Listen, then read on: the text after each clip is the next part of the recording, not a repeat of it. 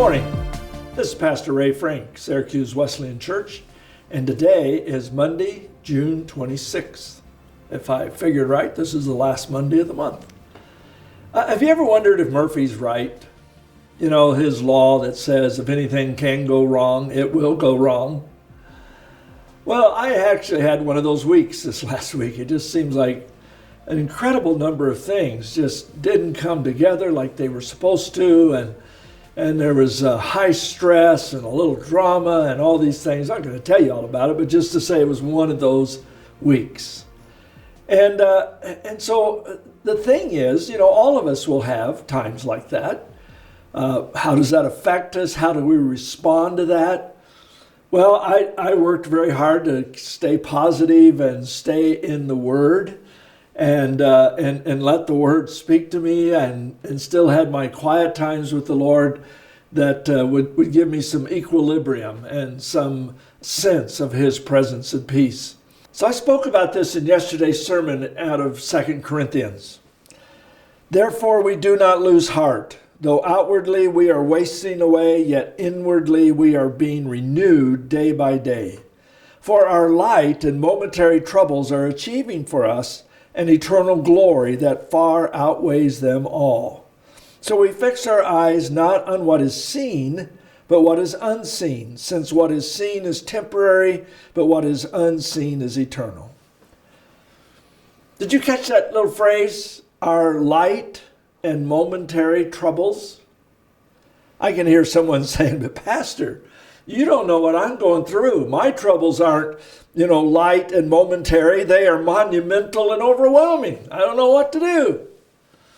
Well, it was interesting. If you read 2 Corinthians a little bit farther on, Paul actually describes what some of these light and momentary troubles are. Listen to the list and see what you think. I have worked much harder, been in prison more frequently, been flogged more severely, and been exposed to death again and again. 5 times I received from the Jews the 40 lashes minus 1. 3 times I was beaten with rods. Once I was pelted with stones.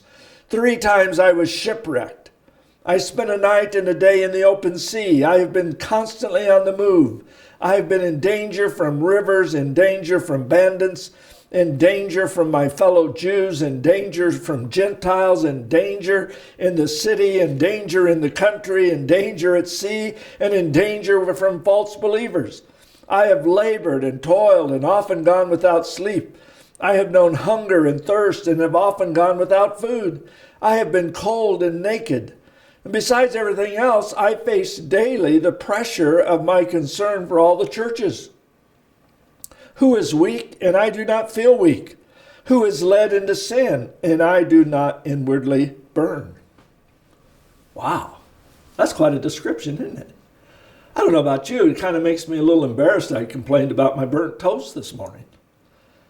Paul obviously knew about intense suffering and great troubles, and yet he would write this admonition that our light and momentary troubles are achieving for us an eternal joy. Well, so how do we respond to life's troubles? We can complain and whine about them and feel sorry for ourselves, have our own little pity party. My daughter used to tell me once in a while, said, Dad, I'm not coming to your pity party. And that would always kind of make me laugh, and I'd get over it. But we have that option. Or we can say that these are just momentary and they will lead to future glory. Well, I think there's the how to do that, though. I think there's a clue here in Paul's words when he says, so we fix our eyes not on what is seen, but what is unseen. Since what is seen is temporary, and what is unseen is eternal. So I try to compare temporary troubles with eternal glory.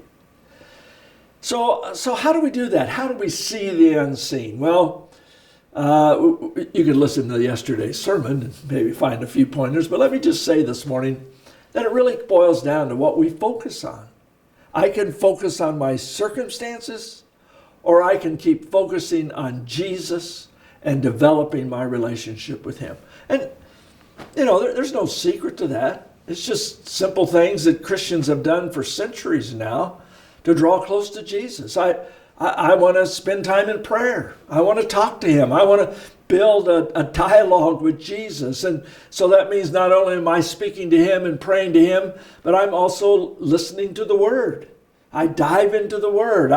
I pray that the Word would open to me and let the Spirit speak to me in that. And then, of course, I worship and praise and with song along with the other believers in the body of Christ.